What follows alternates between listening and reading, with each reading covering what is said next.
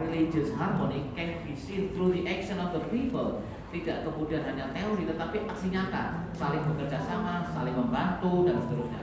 Nah, berita-berita ini kita amplifikasi dalam portal-portal kita dan itu sangat unik sehingga orang lihat langsung dan masih banyak sekali cerita-cerita narasi tentang kerukunan itu yang harus kita amplifikasi dari peristiwa-peristiwa yang ada juga yang nanti saya bisa disampaikan ke yang video yang tadi Prof. Magnis ya, yang menyatakan sesungguhnya meskipun ada peristiwa Sukabumi, ada peristiwa di Padang dan seterusnya, tetapi sebetulnya Indonesia itu mostly kondisinya tuh jauh even better, lebih bagus kondisi kerukunannya. Maka kita harus amplifikasi dong yang positif, jangan ikut-ikutan amplifikasi yang negatif. Yang negatif ada persoalan itu ya kita handle, yang salah kita bawa ke ranah hukum, tetapi kemudian sustainability, kerukunan dan kedamaian di daerah itu harus diciptakan. Dan saya dapat informasi terakhir Pak PLT Kanwil baru aja WA saya di Sumbar bahwa yang di Padang ini sudah ada perdamaian di antara para pihak. Jadi pendetanya mencabut berkas, kemudian ada proses-proses perdamaian. Yang belum adalah di Sukabumi karena di Johannes Wendy, owners dari villanya itu sampai detik ini belum bisa dihubungi, handphonenya off. Dan yang kita butuhkan kalau setelah terjadi kerusuhan, terjadi persekusi, maka itu wilayahnya APH. Tugas saya di pusat kerukunan beragama itu even before terjadi itu sudah ada deteksinya. Maka kami di next slide itu ada namanya IWS, Early Warning System, deteksi dini konflik berdimensi sosial keagamaan. Nah, insya Allah Pak Dirjen bulan September akan kita launching karena arahan pimpinan segera aja di launching sebagai bukti respon cepat dari Kementerian Agama ketika nanti ada konflik itu sebelum meledak itu kita sudah deteksi diri. Itu bagaimana cara bekerjanya? Cara bekerja IWS itu adalah kita melibatkan para penyuluh lintas agama. Ada di Bimas Hindu, Buddha, Kristen dan seterusnya, kaum guru juga. Mereka bergerak di daerah, mengamati di aplikasi itu mereka masukin itu. Ada potensi apa? Contoh, oh ini ada rumah doa. Jadi yang kejadian di Padang, di beberapa daerah itu rata-rata rumah doa itu bukan rumah ibadah. Rumah doa itu aktivitas kegiatan keagamaan. Tetapi namanya keagamaan kan kadang ada hal-hal sifatnya dianggap oleh penduduk setempat ini kayak rumah ibadah, kayak gereja. Jadi ada lack of communication dan misinformasi juga. Yang sayangnya memang kadang-kadang tidak ada keterbukaan, tidak ada informasi yang terbuka sehingga kemudian salah paham berujung kepada kerusuhan dan sebagainya yang tidak kita inginkan. Kalau sudah terjadi itu ya apa yang masuk, yang bersalah, yang persekusi dibawa ke ranah hukum. Tetapi kemudian kita juga berpikir bagaimana untuk ada resolusi konflik dalam wilayah di Padang sudah damai. Nah, saya kira peran dari media sesuai dengan humasan saat ini adalah saat ini sekali lagi Pak Dirjen dan teman-teman semuanya tantangannya adalah kita hidup di era di mana hampir semuanya kita itu rely on gadget. Kita hampir bangun tidur aja yang dipegang bukan istri atau suami kita ya kan, yang mencari handphonenya ya kan. Artinya apa? Kehidupan kita itu mostly di sini. Nah, makanya saya kira kontra narasi di media sosial itu sangat penting. Buatlah quote-quote, video singkat. Tadi saya sudah kirim ke Mas Alif dan Mbak Tina juga yang sudah kita lakukan ya. Nah, semoga dengan adanya sinergi dan kolaborasi Pak Dirjen dan Bu Ani, saya sangat terbuka. Nanti saya kasih WA saya kalau mau ada quote-quote apapun, dan saya minta tolong silakan bisa teman-teman yang punya IG ya, coba dilihat IG-nya, lihat PKUB. Mohon coba sekarang lihat PKUB. Kita punya IG PKUB, Pusat Kerukunan Umat Beragama. Nah, silakan dilihat, disitulah informasi kalau Anda itu ada kasus, coba Kementerian Agama responnya apa, pasti itu cepat, paling cepat. Jadi beberapa kasus di Sukabumi kalau Anda scroll down, itu yang respon cepat itu PKUB duluan, nggak langsung ke Bimasnya, tetapi PKUB lebih duluan. Nah, silakan Anda lihat, kalau berkenan silakan bisa di follow ya kan di situ. Nah, itu informasi paling tercepat apapun yang terjadi. Nah, saat ini Pak Dirjen, Pak Ibu Ses dan teman-teman semuanya, kita sedang sosialisasi instrumen Harmony Awards. Tujuannya apa? Kita itu jangan hanya ngasih punishment aja, ya kan? Tetapi kita harus ngasih rekognisi kepada siapa? Kepada Pemda, kepada FKUB. FKUB itu Forum Kerukunan Umat Beragama yang ada di kabupaten provinsi, dan juga kepala daerah yang memiliki concern dan perhatian penuh terkait dengan penguatan kerukunan. Nah, ini instrumennya sedang kita uji cobakan. Itu beritanya kalau teman-teman di PKUB, kita baru saja di Maluku, sekarang ada yang di Aceh, sekarang nanti kita kick off meeting menunjukkan hasilnya, oh seperti ini bisa. Kita akan kick off, berarti penilaian dimulai bulan September, Oktober, 3 bulan November, tanggal 3 Desember Harmony Award itu biasanya diberikan langsung oleh Bapak Presiden atau Wakil Presiden. Kalau beliau nggak ada waktu, baru Menteri Agama yang mengasihkan Harmony Award. Ini saya kira salah satu strategi kita mungkin dalam bidang kehumasan, tidak hanya give them punishment, tetapi juga reward, rekognisi ini juga penting. Dan sayangnya yang terakhir nih Pak Dirjen, mungkin sama juga ya kondisinya. Kita kan efisiensi. Ini madhabar efisiensi ya. Jadi memang tugas di PKUB ini berat. Kita disuruh menjaga kerukunan macam-macam, tapi anggaran BOP bantuan operasional ke teman-teman FKUB itu terpotong hampir 40%, atau tepatnya 36 something. Itu artinya apa? FKUB di seluruh Indonesia yang ada 512 kabupaten kota, 38 provinsi, itu bervariasi itu Pak Dirjen. Ada yang kepotong di Pemdanya, di FKUB-nya kabupaten kota itu 100%, ada yang 80%. Ada yang 40%, ada yang tetap bisa bertahan. Saya sudah mengeluarkan surat edaran saat ada efisiensi itu agar anggaran ini jangan dipotong. Karena anggaran FKUB jika dipotong, maka di daerah tersebut tidak akan ada ruang perjumpaan antar umat beragama. Ya dampaknya kasus Sukabumi, Padang, itulah efeknya. Karena mereka tidak sering ketemu, mereka juga ignore, misalnya cuek. Nah sebetulnya kemarin ada silaknas tokoh agama dan FKUB nasional, kami berkeinginan sekali Pak Presiden menerima kami di istana, tapi karena jadwal terakhir itu akhirnya beliau tidak ada konfirmasi, maka ya kami dibuka langsung oleh Bapak. Padahal kami ingin menyampaikan ke Bapak Presiden bahwa di antara program-program prioritas Bapak Presiden yang lain sesuai asta cita, mestinya harus ada program seperti MBG, tetapi dalam bidang kerukunan itu mandatori, nggak boleh kepotong itu anggaran. Kira-kira begitu loh Pak Dirjen. Tapi ya faktanya kepotong ya gimana lagi ya.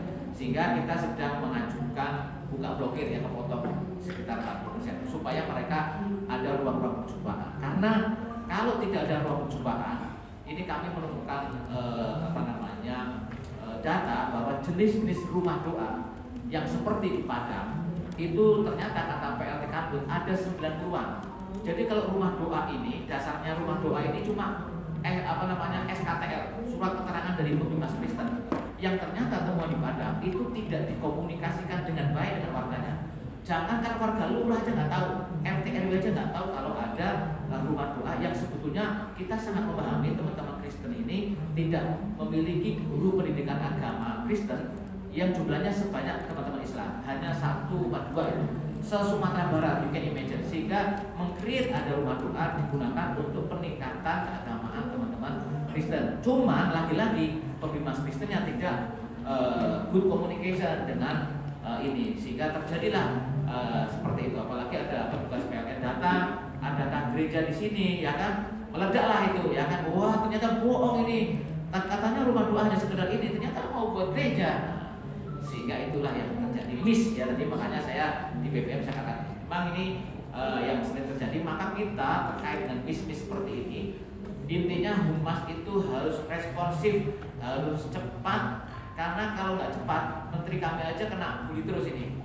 Menteri Agama itu intoleransi kira-kira begitu. Dan demo berkali-kali oleh teman-teman GMKI ya. Kita di demo katanya itu tidak peduli macam-macam. Padahal ya kami juga setiap kali ada kejadian itu langsung turun ke lapangan, langsung juga kontra narasi buat berita, bahkan menyiapkan bagaimana mitigasi agar ini tidak melebar kemana-mana.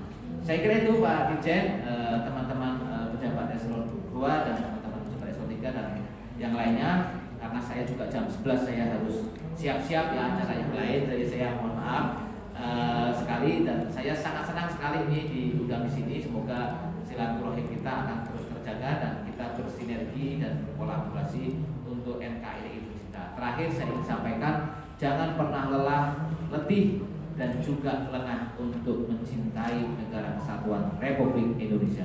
Let us contribute to peace together. Wassalamualaikum warahmatullahi wabarakatuh.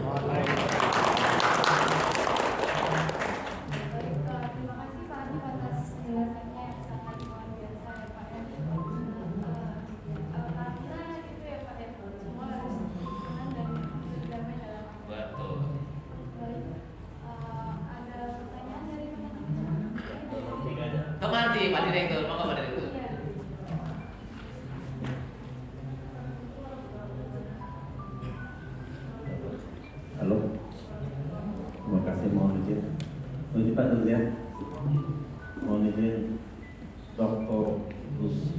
waktu Ya, sholat. siap. Ya, pertama-tama saya harus katakan, saya ini orang Departemen Agama. Iya. Ya, saya CPNS tahun 2004.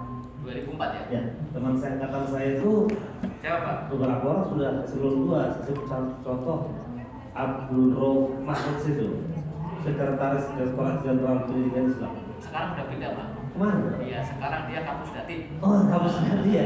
Kemana pernah kemana kerap saya? Dan kata. Mas Rob ya? Iya, cuman saya hanya 4 tahun.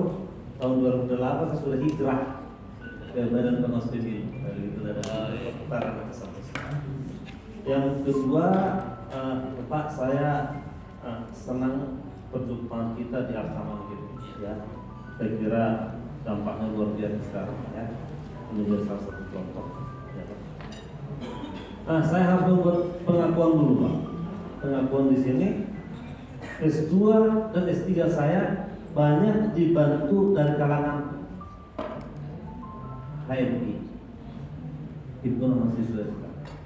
Sebut saja contoh Bapak Anas Surman itu, banyak sekali bantuan. Ya, Akbar Tanjung, Pak Akbar Tanjung banyak banget. Ada juga teman saya yang membantu Pak Nubira Sardini, yang banyak mereka membantu saya di sini ya begitu. Dan saya lalu bergaul dengan teman mau saya katakan.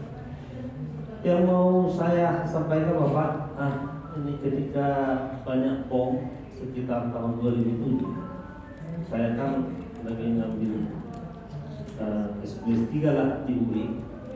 Itu kan teman-teman, itu hanya saya presiden di situ, mahasiswa. Teman-teman itu bilang, kalau sebenarnya usah cermas. Itu hanya segelintir orang itu yang melakukan itu, cuma suaranya kencang dan keras banget dan menguasai forum. The silent majority itu lebih banyak itu sesungguhnya yang kata beliau, dan saya sangat optimis dengan.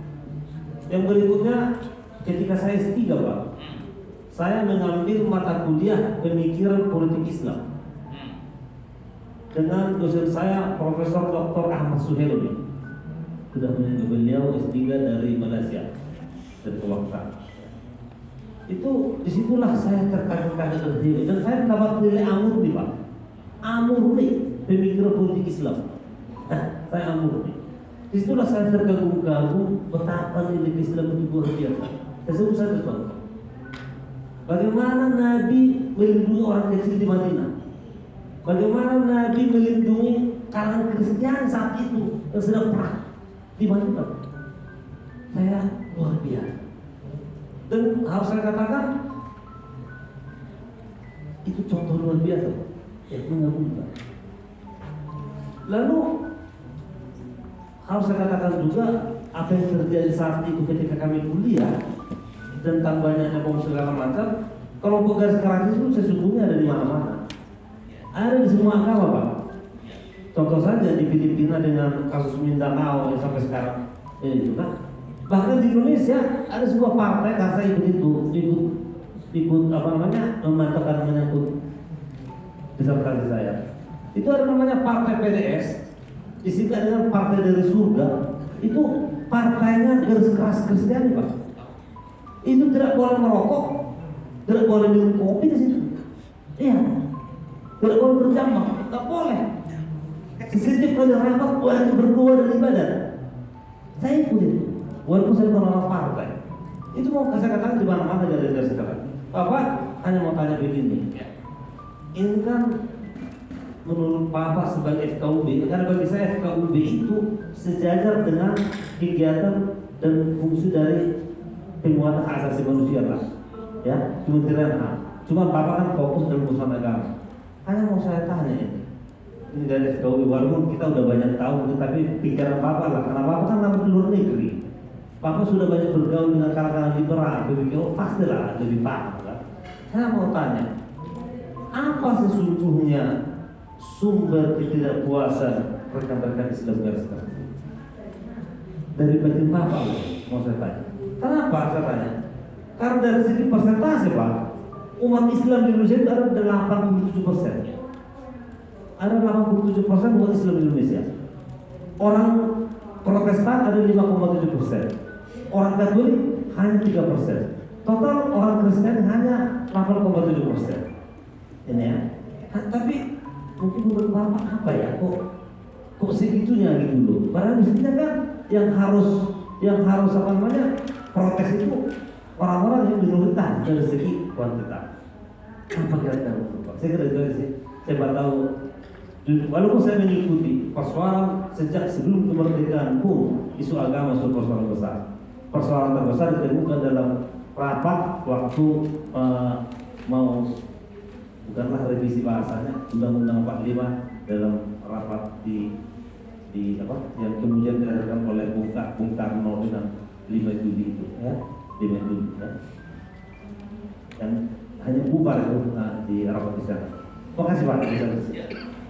Yang lain kan?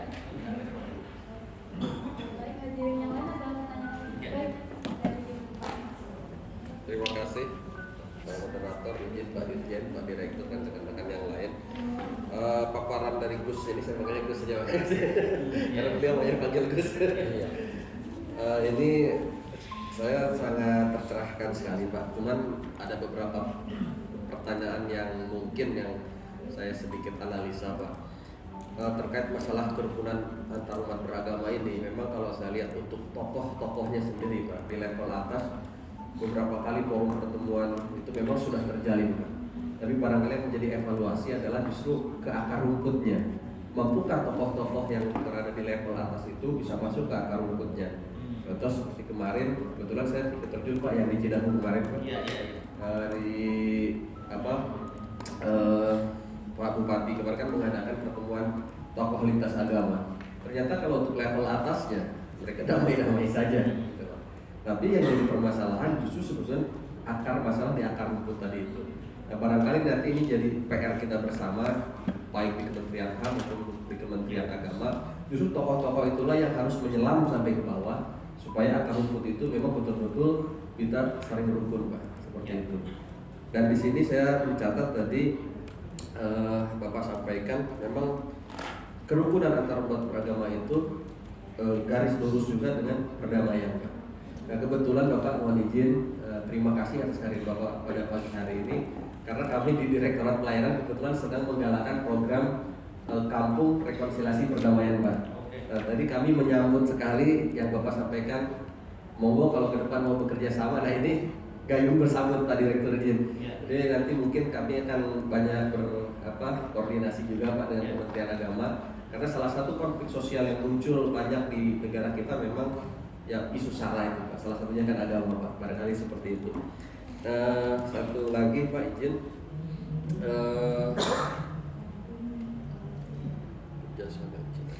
nah ini untuk kasus Cidahu Pak, kembali yang tadi Pak, memang sampai dengan kami turun kemarin kalau dari kami kan mengambil sudut pandang bagaimana pemenuhan hak-haknya Pak ya, baik itu hak-hak korban maupun hak-hak pelaku Pak kemarin.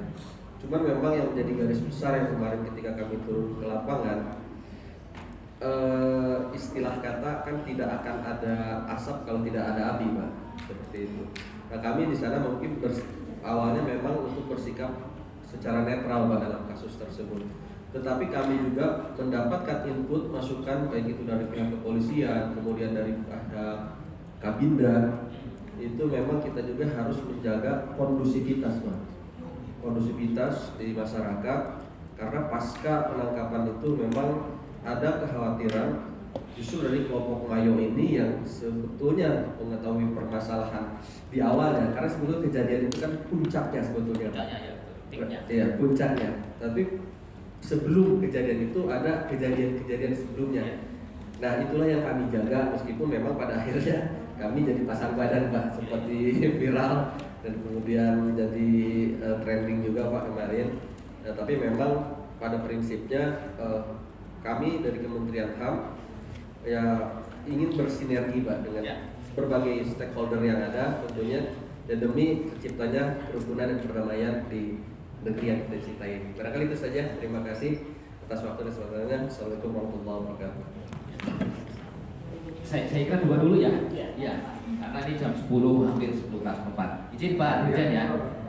Bisa nggak Mbak Dina ditampilkan yang saya ke kampung mana itu Pembuaran di Bogor yang saya boncengan sama Sekretaris Dirjen Dimas Kristen. Saya ingin respon terkait itu dulu Pak Direktur izin ya. Kampung apa itu? Rekonsiliasi. Rekonsiliasi perdamaian. Ini menarik sekali nih karena kita oh ini adanya Pak Dirjen. Mantap. Jadi kita punya Pak Dirjen DSK, Desa Sadar Kerukunan. Yang zaman saya tingkatkan tidak boleh sadar, langsung Desa Kerukunan, Harmony Villages. Kalau Desa Sadar Kerukunan mau kapan sadarnya? Jadi sudah ada di Indonesia 540-an Desa Sadar Kerukunan. Era saya 2024 kepingnya pendekatannya kualitatif. Nah ini hasilnya di Pabuaran. Kita lihat Pak. Ini saya boncengan sama sekretaris Dirjen Kristen ini.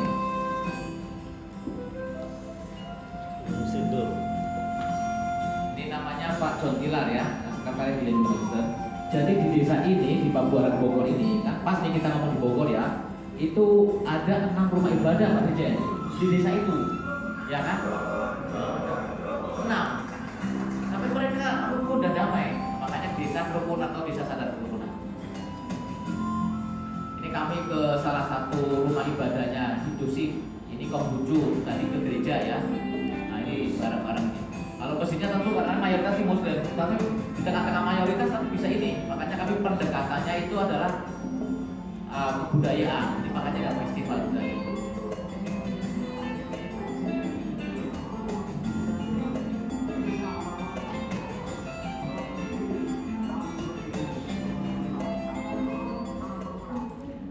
Sekali lagi Bapak Ibu ya, kita bisa melakukan seperti itu. Jadi amplifikasi suatu daerah yang quality-nya udah bagus, kita dorong naik ke atas supaya kemudian auranya, vibes-nya itu positif. Kalau kemudian tidak ada seperti itu, maka ya pasti narasinya yang negatif. Maka saya senang sekali kalau ada kampung rekonsiliasi perdamaian. Itu bisa aja tinggal disinergikan dengan desa sadar kerukunan. Tinggal itu sudah ada, belum itu ada SK-nya. Nah, yang model zaman dulu itu pendekatannya kuantitatif. Saya nggak suka sekali kuantitatif. Kuantitatif itu the numbers of DSK. Lalu tanya berapa jumlahnya? Udah 500. Nah, saya kemudian bertanya, apakah 500 itu impactful kan enggak?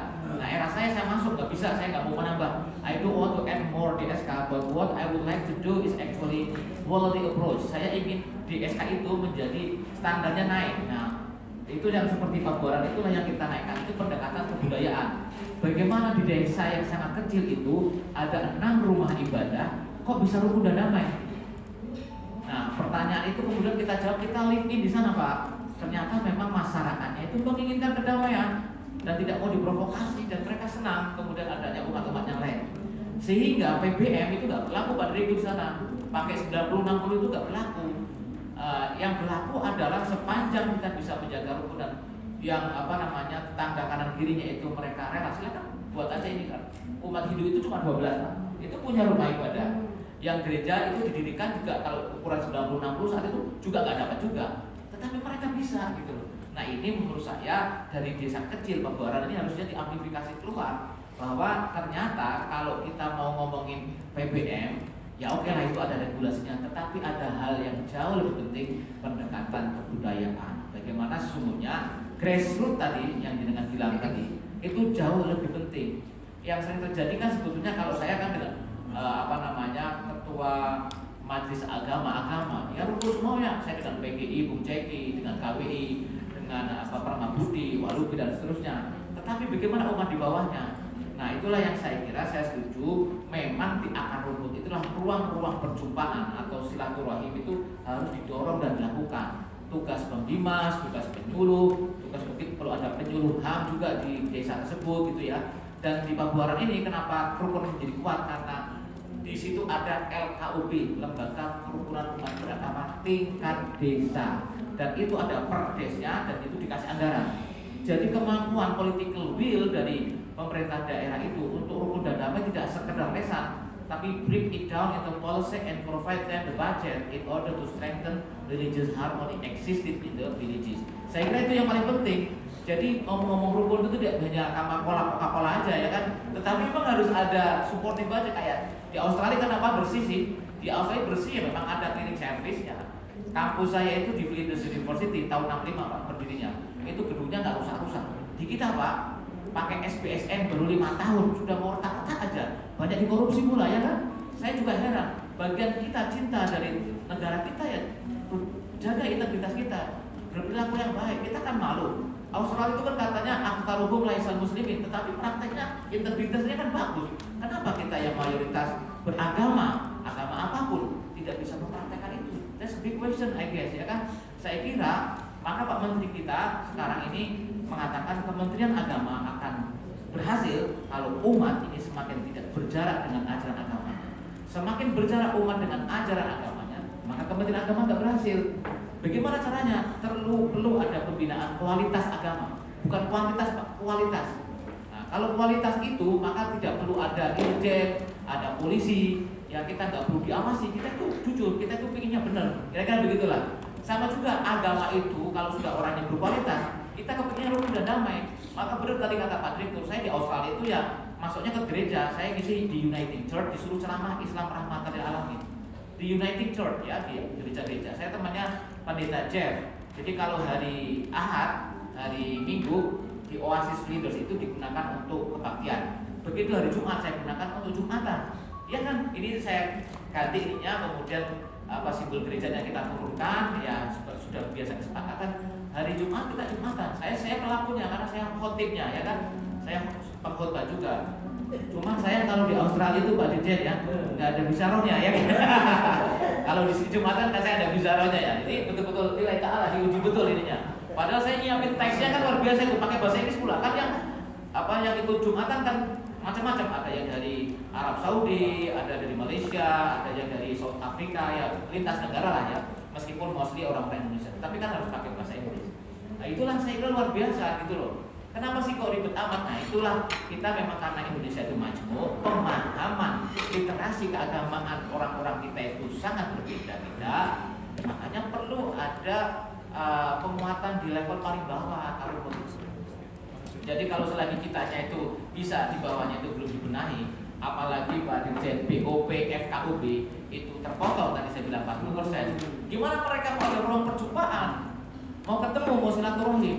Nah, yang terjadi di Sukabumi itu kan si Johannes Wendy itu kan meng-create rumah itu menjadi villa yang disewakan. Dan itu Johannes Wendy beda dengan kakaknya. Kalau kakaknya komunikatif, yang Johannes Wendy gak komunikatif. Masyarakat curiga. Maka sebetulnya kalau kita mau ngomong itu ada sebab, ada akibat. Akibat dari lack of communication, tidak adanya keterbukaan. Lu punya rumah itu buat apa? Itulah yang meledak. Maka apa masyarakat bisa meledak? Mereka ketahanan endurance emosinya itu berbeda-beda. Kalau orang kayak saya bisa tahan. Kalau orang masyarakat di kampung ada apalagi ada provokasi atas nama agama pula, wah dasar. Maka kata Pak Menteri, kebencian, ya, hate speech, ya, tapi atas nama agama itu yang paling jahat. Maka itu jihad melawan hoak, kebencian atas nama agama itu luar biasa ininya, penting sekali.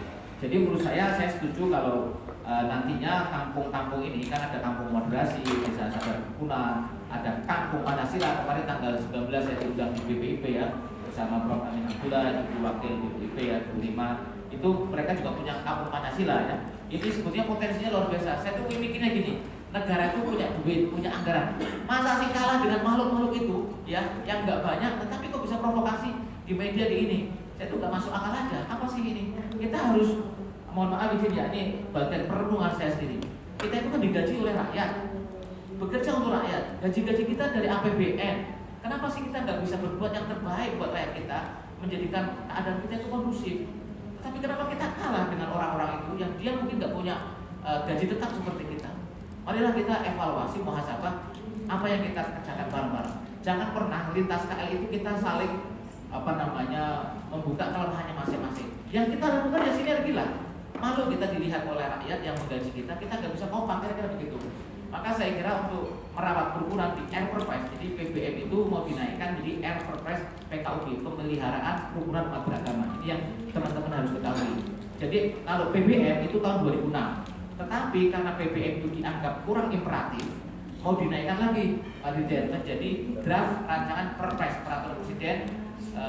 Ya harapannya sih kita tapi kemarin ada demo hold lagi ini sepertinya seknek. Barangnya sudah ada di mereka dan sudah diharmonisasi. Yang mengharmonisasi dulu sebelum berpisah-pisah ini Kemenpolhukam yang dulu yang mengharmonisasi karena lintas KL dan sudah para semua sudah tanda tangan Pak Presiden mau tanda tangan apa enggak kira-kira begitu. Nah sepertinya karena ada kasus ada Sukabumi beliau hold lagi kok. Apa ini rame ini? Saya dengar juga nih Pak Direktur dari teman-teman Kristen juga membuat Perpres versi mereka juga. Kata Katanya juga, iya saya kemarin ada mahasiswa S3 sedang riset dan dia kasih data. Iya Gus, saya dapat informasi teman-teman Kristen itu mengajukan Perpres PKUB pemilihan versi mereka. Kira-kira bocoran dapat nggak filenya? Enggak, mereka nggak mau ngasih filenya itu, tapi mereka mengajukan. Mungkin yang sering saya dengar Perpres versi mereka itu mau menghilangkan 96 huruf. Nggak perlulah orang pendidikan rumah ibadah itu nggak perlu mensyaratkan harus ada orang 90 yang mau beribadah dan harus ada 60. Saya katakan 90-60 itu bukan formulasi dari pemerintah Pak Direktur Pak Dirjen. Kalau saya baca dari sejarah, nanti saya kasih filenya, itu dari para majelis agama-agama. Jadi itu mereka yang menyuarakan. Persis, ya. Jadi kenapa harus 90-60? Orang kalau mau mendirikan rumah ibadah pasti didasarkan kebutuhan real dan nyata. Kalau ujung-ujung Anda di sebuah daerah yang mayoritas Islam mendirikan gereja, dia digebukin mesti dicurigai, Pak, mesti kristenisasi. Itulah kenapa we need the numbers. Anda butuhnya, kenapa sih? Oh, saya butuhnya umat ini banyak 90 jiwa. Kemudian Anda lakukan komunikasi baik, lalu kemudian didukung 60 masyarakat setempat, 60 jiwa juga. Pasal 14 ayat 3 tadi yang saya tayangkan videonya. Jika Anda memang sudah butuh, real banget kenyataannya ada 90 jiwa umat dan butuh ada fasilitas rumah, kok belum mendapatkan dukungan oleh masyarakat, pemerintah daerah wajib hukumnya memfasilitasi rumah ibadah. Kenapa itu canggihnya? Tahun 2006 Pak, makanya dia mau ditingkatkan lagi. Sebetulnya sudah bagus, cuman karena banyak disinformasi kemudian seolah-olah orang mau beribadah kok dilarang. Bedakan beribadah dengan rumah ibadah. You got it? Beribadah dijamin oleh undang-undang. Mau pakai gaya apapun, mau gaya selingkuh kayak, mau kanan kayak, mau ini kayak. Di Islam aja kan gaya sholat ada yang begini, ada yang begini, ada yang begini juga ya kan. Kaifiah ibadah macam-macam. Perintah ibadahnya satu, beribadahnya silahkan macam-macam ente. Tetapi begitu rumah ibadah, kita kan di masa majmuk, kita hidup justru peraturan itu untuk melindungi kelompok minoritas. Minoritas tidak harus menjadi Kristen. Umat Islam di Tomohon itu minoritas, ya kan? Itu konteks regulasi itu ada. Cuman ini sepertinya tidak ada pemahaman publik yang bagus, gitu. Dan media massa itu, masya Allah, framingnya asal ngomongnya itu luar biasa. Dan itu semakin menarasikan negatif. Cabut PPM, cabut aturan, main cabut-cabut aja, ya kan? Kalau nggak ada aturan apa lagi, lebih parah lagi, ya kan? Karena apa? Terbukti PPM ini sudah beberapa kali di judicial review dan kalah. Artinya apa? Pemerintah, lembaga hukum masih memandang masih perlu ada PPM ini, bahkan mau ditingkatkan menjadi Perpres PKUB. Itu ya yang teman-teman harus ketahui. Nanti kalau mau ada perjalanan seperti apa, nanti saya kasih filenya, tahapannya. Kenapa ini sekarang ini terjadi ini? Pertama, saya menduga ruang perjumpaan umat itu kurang, dampak dari BOP dan efisiensi. BOP-nya kurang pakai FKUB, gitu ya. Nah, yang kedua adalah media sosialnya yang sangat tinggi sekali. Saya ketika ke Tomohon itu ada masjid yang nggak keluar rekomendasi FKUB-nya di media sosial itu di Minahasa Utara di Tomohon itu 2 menit lagi ya. Tuh, kalau saya udah semangat lupa waktu juga. Iya benar juga ya. Ya baik, nanti kita sambung lagi. Intinya apa? Ternyata saya datang ke sana ketemu kemenangnya Pak Kapus kok sampai ke sini sama Pak Direktur Kemdagri di Jen Polhum ya. Rupa-rupa saya bilang ini di media sosial begini nih kayak mau berantem aja nih antara pemuda Kristen dan warga setempat. Gak ada Pak, kami aman-aman aja tuh. Jadi Pak Dirjen, provokasi di media itu tidak merefleksikan realitas yang ada di lapangan, tapi itu luar biasa dasar. Jadi oleh karena itu sekali lagi kontra narasi itu sangat penting. Let's us contributing to peace together dan jangan pernah letih, lengah ya dan juga lelah untuk mencintai NKRI kita. Pak Direktur, tadi saya sampaikan gini, memang seringkali ada slip of tongue ya, FKUB dan PKUB. Jadi kalau saya itu PKUB Pak, Kepala Pusat Kerukunan. Ya. Kalau FKUB itu dibentuk forum oleh siapa? Yang bentuk bukan Kementerian Agama juga, itu yang bentuk Kemendagri oleh Pemdanya masing-masing. Jadi bupati, wali kota itulah yang bentuk FKUB. Jadi kalau saya apakah itu garis bawah? Enggak. Tetapi itu mitra strategi saya. Kira-kira begitu Pak Direktur. Nah, sehingga saya memang nggak bisa intervensi kalau misalkan ada anggota FKUB yang macam-macam itu terserah Pemdanya. Celakanya Pak Dirjen, Pemda itu politis juga. Ada anggota FKUB itu tim suksesnya dia. Padahal FKUB itu adalah forum kerukunan umat beragama, harus merefleksikan masing-masing umat agama. Fakta di lapangan kadang-kadang ada juga kisah seperti itu. Nah ini yang yang memang kita harus evaluasi tidak semuanya FKB begitu sih, ada yang memang bagus-bagus, tapi fakta itu juga ada di lapangan sehingga mereka nggak bekerja optimal. Dan Pemda kurang dukung kenapa? Masih PPM doang. Baru begitu perpres pasti Pemda akan banyak support. Jadi banyak FKUB itu kayak macan ompong di lapangan. Kasihan juga. Nah sementara BOP bantuan dari kami itu bantu BOP ke FKUB se-Indonesia itu ada sekitar 40 miliar Pak. Karena masing-masing FKUB kita kasih duit 60 juta BOP-nya se-Indonesia itu yang ngasih Kementerian Agama. Sementara kalau dari Pemda itu tergantung Pemdanya. Kalau wali kotanya yang menang itu dekat sama ketua FKUB-nya ya dia agak banyak. Kalau yang musuhnya ya nggak ada sama sekali. Jadi ada kadang-kadang dimensi politisnya juga gitu ya. Tapi ada juga yang ignorance kurang peduli. Jadi Pak Direktur, saya kira kalau perspektif yang tadi dengan kita, bagaimana ya saya itu the ability to see the truth through the eyes of another. Kita melihat perspektif kebenaran melalui kacamata di atas orang lain. Kalau saya lihat memang case yang di Acamane kita memahami di situ GSG yang mau dinaikkan ininya ya jadi statusnya menjadi rumah ibadah. Cuma karena mungkin di lokasinya perumahan ada resistensi. Ini saya kira perlu ngomong dari hati ke hati aja. Perlu difasilitasi ya, semoga kalau cara kita melihatnya ke perspektifnya. Bagaimana sih kalau perasaan kita menjadi mereka yang tinggal di situ, bagaimana sih perasaannya kita menjadi bagian dari yang ownersnya GSG. Titik temu itu pakainya ketemunya dari hati ke hati. Saya kira pasti akan ketemu. Hati itu berbicara kedamaian. Hati itu berbicara ketulusan. Pasti itu. Nah, saya kira perlu dimediasi dari ruang-ruang yang pembicaraan yang lebih eksklusif dengan pembicaraan dari hati ke hati. Dan saya kira kerukunan itu dari hati ke hati. Saya kira begitu Pak Dirjen, terima kasih sudah diingatkan. 2 menit mungkin lebih nambah sedikit ya. Terima kasih moderator, saya kembalikan ke Mbak Moderator. Baik, kita berikan aplaus dulu.